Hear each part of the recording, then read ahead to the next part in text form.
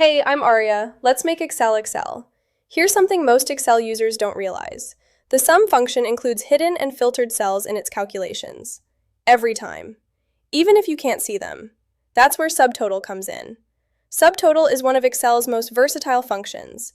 It can do multiple things depending on what you enter as the first argument. For summing, you enter 9 or 109. Both will sum your range, but here's the difference.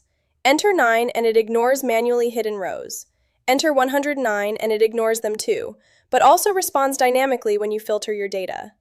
In this example, we're using 109. Watch what happens when we filter the table.